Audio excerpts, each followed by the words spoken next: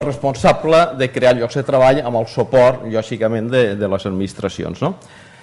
Primer presentaré amb en Jaume Riera, encara que tu, Albert, començaràs la intervenció. Però vine ara al meu costat, o no? O et prepares això? O no?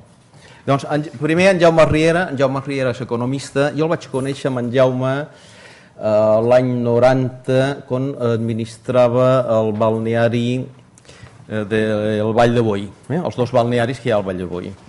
Llavors, al Vall de Boí, un dels motors són el balneari més l'estació d'esquí. I jo me'n recordo que el director dels serveis territorials de Lleida, en Pau Descansi, en Manel Martí, em va dir, és dels millors empresaris que hi ha a la zona i ha fet rendible unes instal·lacions realment molt importants. Ara no me'n recordo quants llocs de treball teníeu, però molts llocs de treball allà teníeu. I durant molts anys va administrar aquells balnearis. Després va ser el president de l'Associació Catalana de Balnearis durant també molts anys i ara és també gestor d'un balneari i és empresari de Can Riera. I per tant té l'experiència pública, la de gestió i la d'empresari.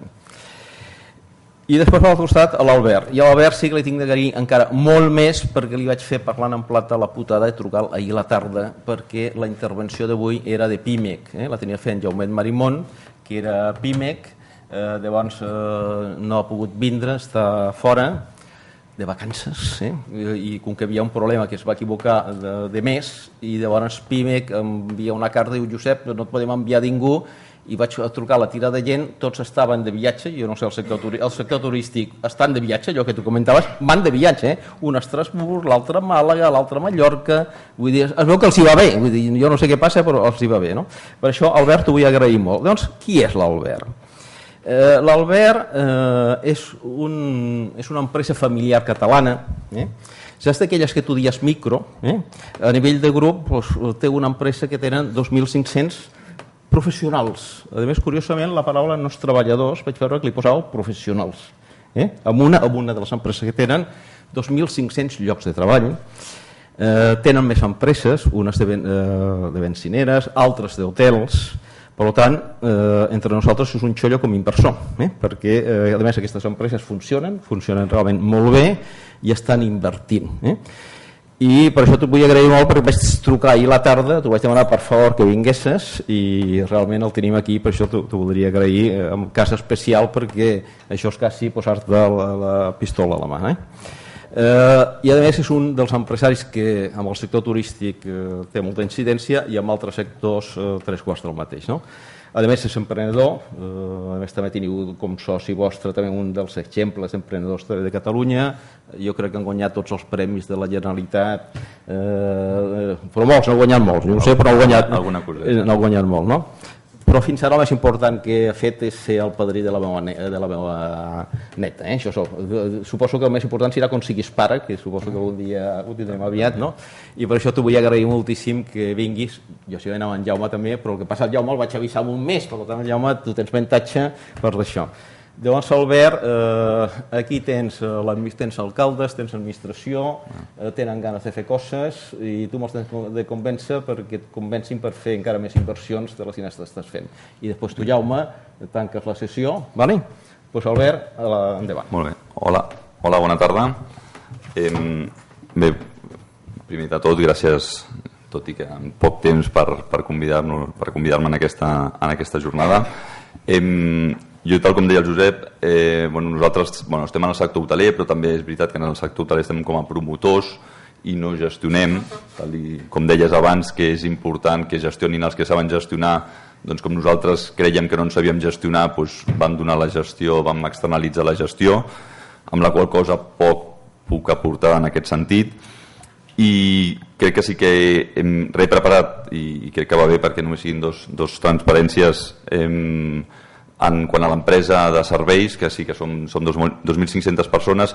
He preparat dos transparències només perquè tingueu una petita visió de qui som i després parlar una mica del que és la ponència, que a més va més en referència a aquesta empresa, que és parlar sobre eines per apostar per crear llocs de treball.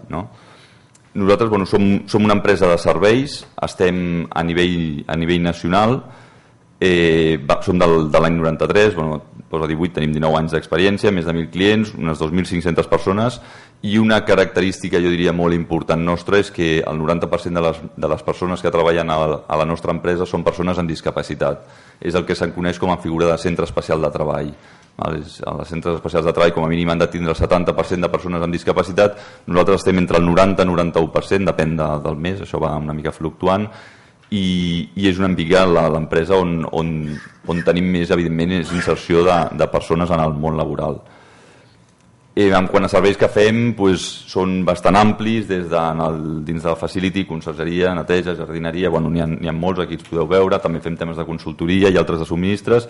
Dic que, evidentment, com a clients tenim el sector del món de l'hostaleria, és un client important per nosaltres, perquè fem, evidentment, molts dels serveis que hi ha aquí són aptes per al sector de l'hostaleria. I sense entretindre'm més, perquè també crec que el temps ens té una mica lligats, la ponència d'avui anava sobre eines per apostar per a la creació de llocs de treball. Jo he fet un parell de transparències en la qual expresso coses que crec que s'haurien de millorar, no? per poder realment crear més llocs de treball dels que actualment s'estan creant. En primer lloc, hem patit un encariment en la contractació de determinats col·lectius, és a dir, fins fa poc hi havia bonificacions per contractar gent que estava a l'atur, gent major de 45 anys, estudiants menors de 25 anys, és a dir, una sèrie de bonificacions que l'únic que feien eren facilitar la contractació de més gent. Això fa molt poc se'ns ha tret. Sí que evidentment és un estalvi perquè no han de pagar aquesta bonificació, però crec que és molta més despesa tindre molta més gent a l'atur, com està passant avui en dia, no? I per l'altre costat, el tema del cost de l'acomiadament, jo mirava fa temps una estadística, crec que és de fa un parell d'anys, i deia que a Espanya, crec que era una estadística sobre els països en el món desenvolupat, a Espanya era la que el cost de l'acomiadament és el més elevat, però amb una diferència espectacular. Podríem pensar, home, si costa acomiadar, no acomiadarem i l'atur no serà tan elevat. Quan tenim el cost de l'acomiadament més elevat en el món desenvolupat i tenim també la taxa d'atur més elevada en el món desenvolupat, està clar que la relació entre aquests dos índexs no té cap tipus de sentit, no? I la nostra opinió és evidentment que si hi hagués una major facilitat tant per incorporar gent en el mercat laboral, que parla el primer punt, com si per desgràcia s'ha de destruir aquell lloc de treball, destruir-lo, hi hauria molts més empresaris que no dubtarien tant a l'hora de contractar una persona. És a dir, ara la gent que contracta una persona és perquè creu que en el 95% de les possibilitats aquell lloc de treball es mantindrà durant un temps bastant estable i funcionarà, i aquestes coses, per desgràcia, a vegades no les controlem tot el que ens agradaria, però tenim un projecte que ens agradaria tirar endavant, que creiem que pot tindre viabilitat, però el món de l'empresari és molt incert. Llavors, si fos més fàcil contractar aquestes persones i si per desgràcia no funciona el projecte, es pogués acomiadar amb no aquests costos tan elevats, hi hauria molta més incorporació de persones en el mercat laboral. Aquesta, com a mínim, és la meva opinió. I a més, pràcticament segur que les persones que anirien incorporant-se en el mercat laboral no marxarien, sinó que quan comences projectes nous sí que és veritat que algun no funciona, però molts acostumen a funcionar. Llavors, crec que seria molt important el facilitar aquests costos tant a l'entrada com a la sortida. Després també, en quant a quotes de la Seguretat Social, també som, evidentment, un dels països que tenim les quotes, junt amb alguna altra, més elevades dels països, no? Llavors, veiem que tenim uns factors que l'únic que fan és que siguem menys competitius respecte als altres països. Llavors, si no som competitius, no generarem riquesa, no generarem llocs de treball, amb la qual cosa crec que s'ha de treballar. Hi ha molts aspectes que s'han de treballar per millorar la nostra competitivitat. Després, pagament dels deutes, eines per la creació de llocs de treball. Per exemple, en el nostre cas, nosaltres fem serveis per l'administració que cobrem a molts dies, molts i molts dies, i després nosaltres com a centre especial de treball tenim unes bonificacions, tenim unes ajudes, però que no són perquè ens les quedem i ja està. No, són per fer tota una sèrie de coses. És a dir, nosaltres com a centre especial de treball tenim un departament de recursos humans que no té absolutament res a veure amb el Departament de Recursos Humans d'una empresa ordinària, podríem dir. És molt més desenvolupat, fem un seguiment molt més elevat dels nostres treballadors, fem adaptacions al lloc de treball, fem activitats pels nostres treballadors els caps de setmana, de lleure, és a dir, fem tota una sèrie de coses que per aquest motiu rebem les ajudes, però en canvi resulta que nosaltres tenim l'obligació i fem totes aquestes coses, evidentment, però les ajudes hi ha comunitats autònomes que fa més de 2 anys que no ens paguen. Llavors, això què fa? Que molts, per exemple, en el cas dels centres especials de treball, molts centres especials de treball tinguin que tancar, tinguin que enviar a l'atur a molta gent amb discapacitat i altres que subsistim, podem subsistir però no tenim la capacitat de generar nous negocis d'inversió. O sigui, si tot això se'ns pagués tindríem una capacitat d'inversió perquè tenim molts projectes per desenvolupar i el factor econòmic evidentment sempre és un factor a tenir en compte i molt important, i si tinguéssim aquests diners podríem desenvolupar molts altres projectes que generarien riquesa i generarien llocs de treball, amb la qual cosa, si només que l'administració pagués quan té que pagar, jo crec que l'economia es veuria beneficiada de manera molt important. Després, també abans es parlaven dels balnearis de Galícia, que es fan inversions importants i no sabem ni per què. Podríem parlar d'aeroports, podríem parlar d'estacions d'AVE, podríem parlar d'infinites coses que penses, ostres, hi ha molts diners que necessita gent que podria crear llocs de treball i que no se li proporcionen, i en canvi es fa un malbaratament de molts diners. Llavors, ostres, potser hauríem de pensar qui ha de disposar dels diners per invertir i generar aquesta riquesa que tanta falta ens fa.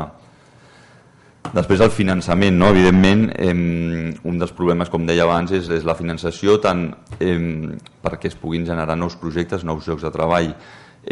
Jo aquí separaria una doble vessant. Per un costat, conec de molts petits emprenedors que tenen projectes per desenvolupar, que tenen una energia espectacular, que saben que triomfaran i que no ho poden fer precisament perquè no tenen aquest finançament, i pràcticament avui en dia la seva única font de financiació passa pels business angels i per altres empreses privades que volen invertir en aquell projecte perquè hi creuen i tenen una visió empresarial i la capacitat econòmica. A nosaltres ens ve moltíssima gent, com som un grup que comencem a tindre un cert volum, ens venen molta gent dins del món de la discapacitat i fora del món de la discapacitat que ens diuen, ostres, tenim aquest projecte, voleu entrar i ens ajudem amb la finançació i el tirem endavant?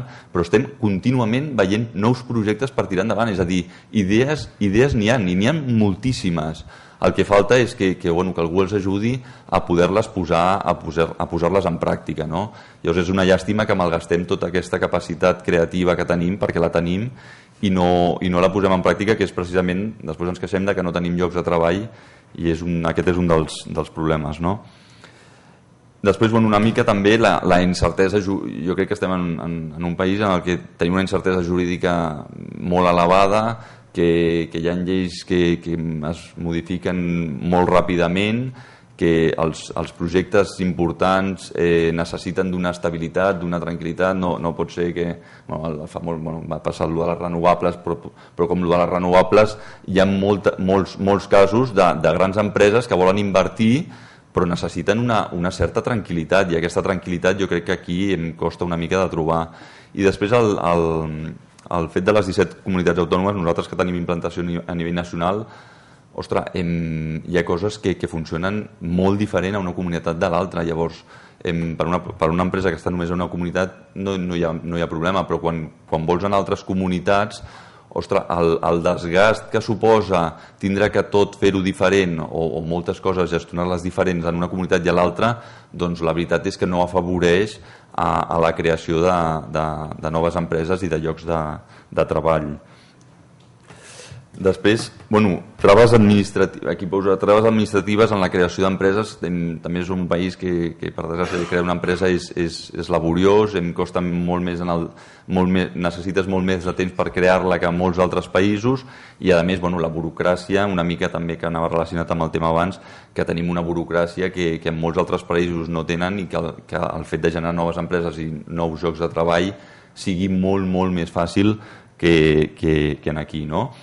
I ja per últim, i he intentat ser el més breu possible degut al temps, per exemple, hi ha països com Alemanya en el qual els autònoms tenen facilitats per crear nous llocs de treball. És a dir, quan contracten la primera persona tenen facilitats a nivell d'impost de societats, de seguretat social, tenen tota una sèrie d'ajudes que això facilita que molta gent que està ella sola, que veu que funciona, que té una feina que li dona un rendiment i que té negoci, i es planteja la possibilitat de dir, ostres, perquè el pas més difícil jo crec que és el dir contracta una persona més. Quan en tinguis dos, contractar la tercera, la quarta, la cinquena, això entre cometes és més fàcil, però el fet de dir, ostres, és que estic jo sol, més o menys em cobreixo el sou, arribo a final de mes, funciono bé, el fet de dir, no, jo ja soc una petita empresa i una microempresa i contracto una altra persona i tinc un assalariat, jo crec que aquest canvi de xip és difícil i és molt important fer-lo, perquè si tots els que treballen i són autònoms passessin a contractar només una persona més cadascú, ja generarien una de llocs de treball espectacular. Jo crec que hem de facilitar, igual que s'està fent en altres països, aquesta generació de llocs de treball per part de petits empresaris o d'autònoms que tenen negoci, que tenen idees i que poden aportar molta riquesa en el país. Jo, Josep,